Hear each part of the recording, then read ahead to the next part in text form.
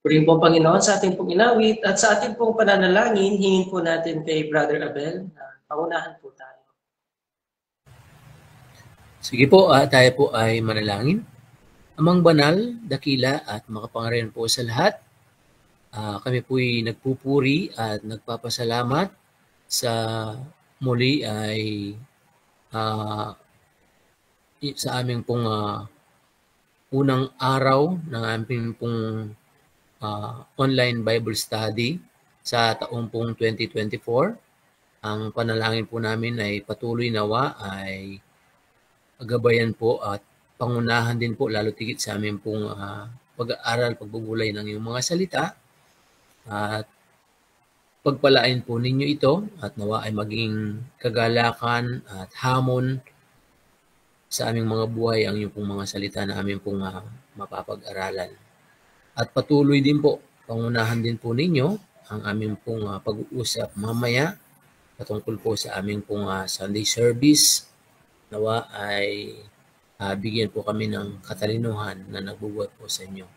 At patuloy, nawa, dalangin din po namin, maging ang mga kapatid po namin na hindi po namin kapiling sa gabi pong ito ay gabayan din po ninyo at pangunahan din po sa kanilang mga ginagawa.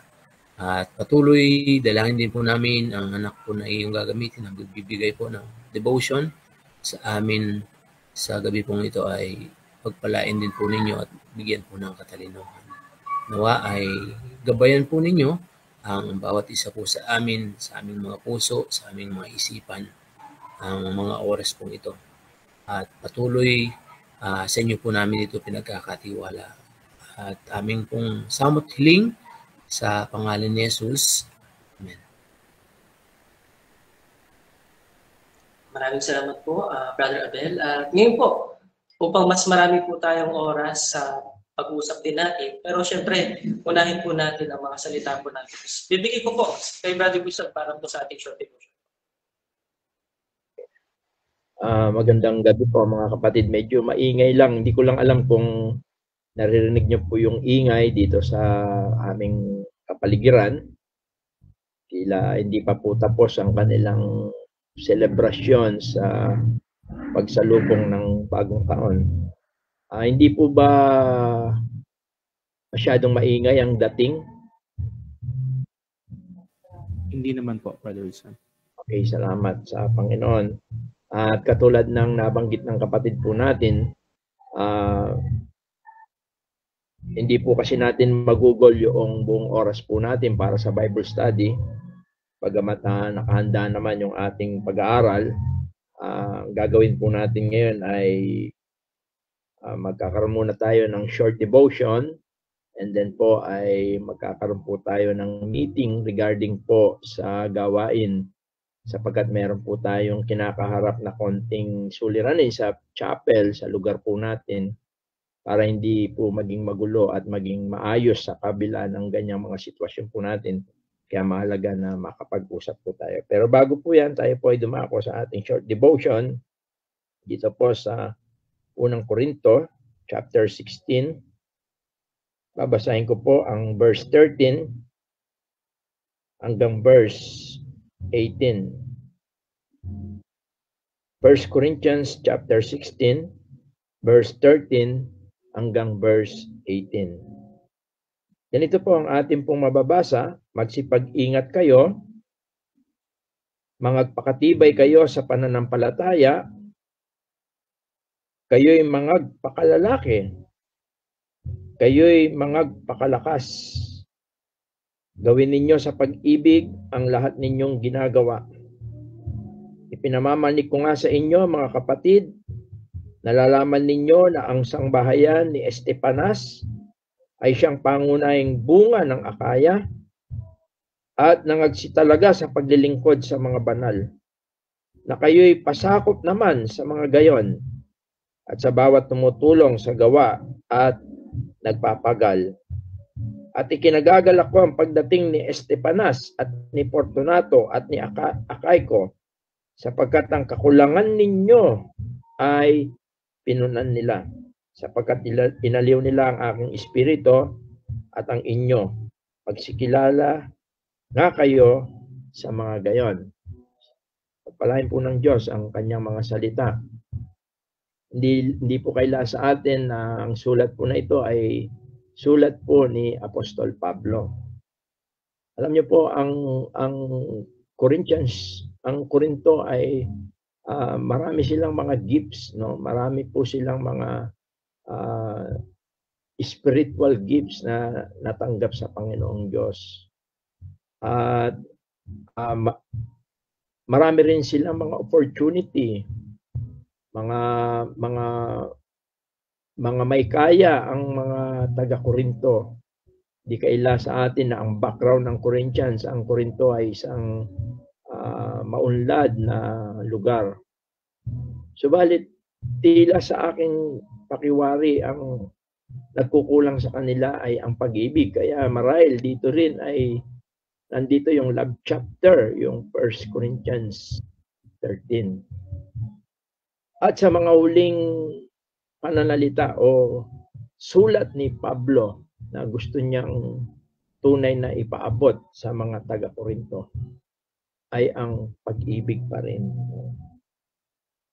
Kaya nga sinabi niya, gawin ninyo sa pag-ibig ang lahat ninyong ginagawa. Mga paglilingkod, mga anumang mga bagay na pag-involve sa gawain ng Panginoon. Para kay Pablo at sa harapan ng Diyos ay napakahalaga na ito ay ginagawa natin sa pag-ibig. Maging sa 14:1 ay chapter 14 ng Korinto ay binigyan din niya rin ang bagay na ito. Ang sabi niya, sundin ninyo ang pag-ibig. Gayon may maningas ninyong pakanasain ng mga kaloob na ayon sa Espiritu, ngunit lalo na ang kayo'y mga kapagula. Follow after charity and desire spiritual gifts.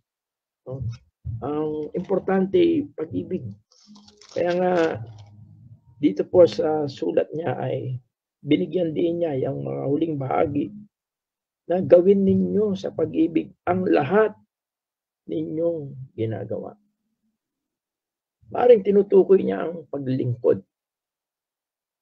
Maaaring tinutukoy niya ang mga gawa ay para sa gawain ng Panginoon. Ako'y naniniwala doon na yun ng pakiwari ni Pablo na gawin nila ng may pag-ibig.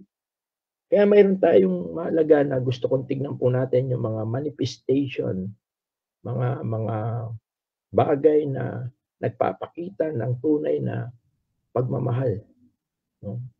Sa isang mananampalataya, sa kanyang pakikibahagi, sa kanyang pag-i-involve sa gawain ng Panginoon. Dapat ang lahat po ay gawin natin ng may pagmamahal.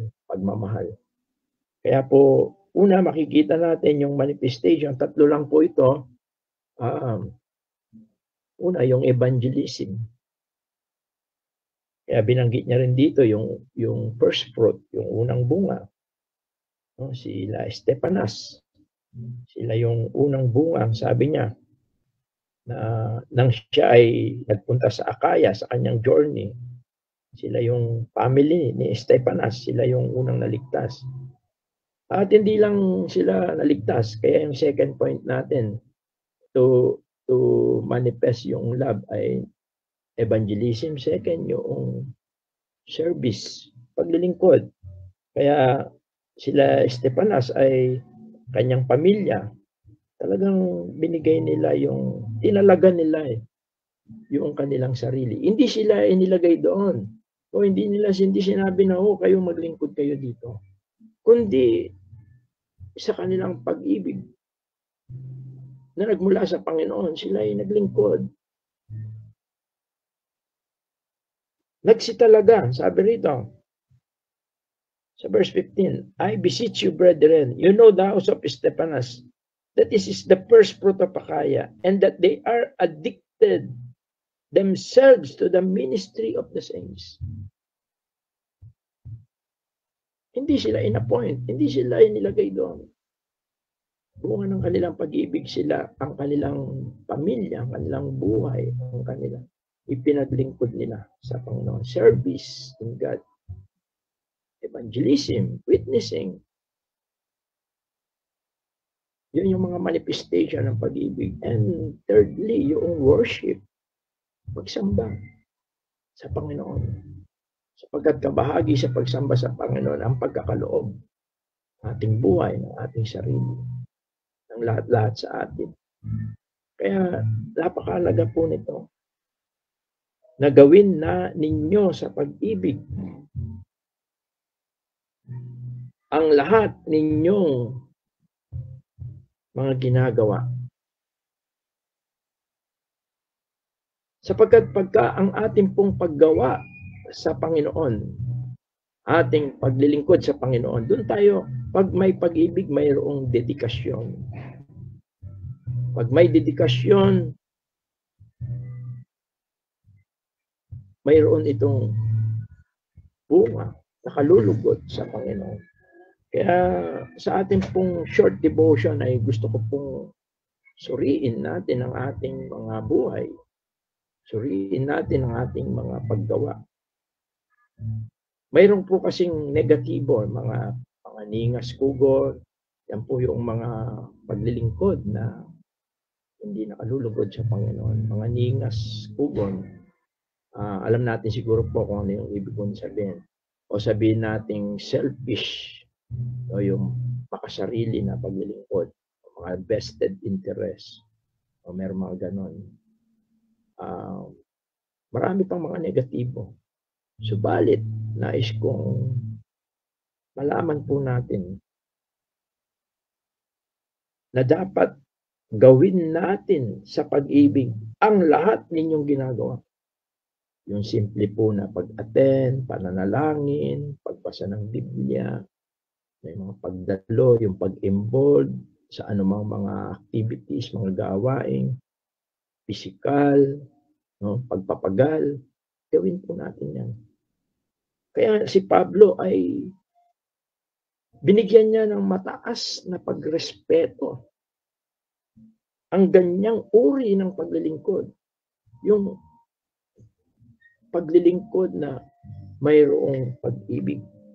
Naglilingkod dahil sa pag-ibig. Katulad din na sinabi ni Pablo na the love of Christ constrained us, compelled us, nagpipilit sa Kanya. Kaya, napakahalaga po noon na gawin po natin yan. Yung ating pagkakaloob, yung ating pagbibigay, yung ating pagtulong, lahat po yan. Gawin natin po dahil sa pag-ibig.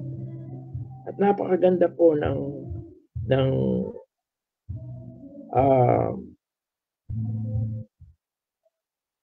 commendation ni Paul sa mga naglilingkod dahil sa pag-ibig. Sabi niya, pasakop kayo sa kanila na tumutulong. So, pasakop naman sa mga gayon at sa bawat tumutulong sa gawa at nagpapagaling.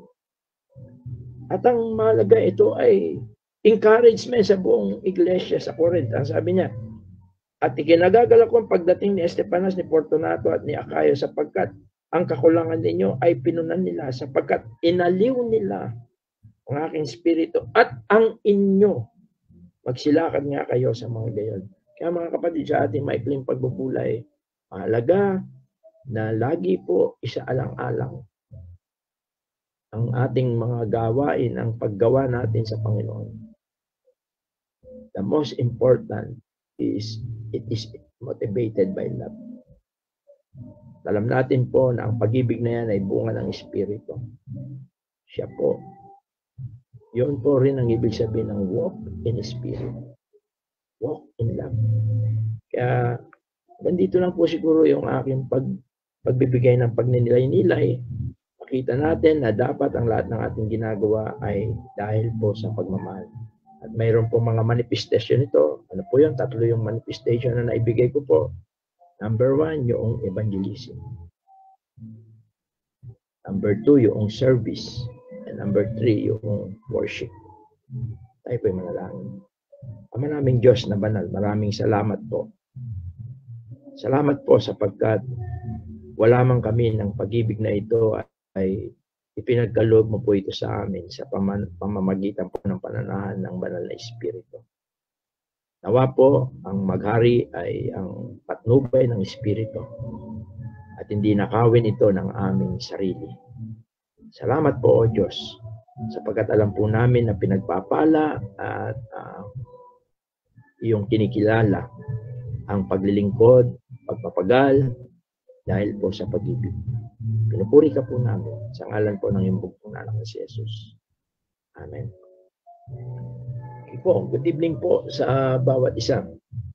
Actually ang suggestion ni Brother John ay gawin nga natin sanang prayer meeting itong atin dahil hindi po tayo nakapag-prayer meeting nung Monday dahil ang Monday po ay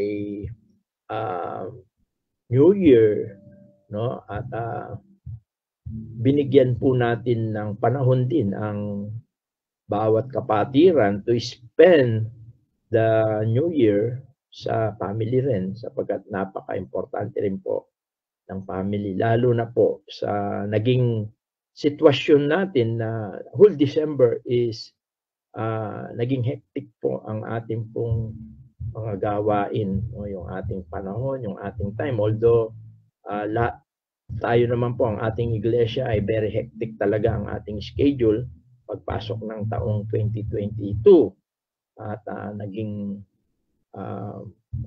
busy tayo sa Panginoon Monday to Sunday, Sunday to Monday, no? Ay mayroon po tayo mga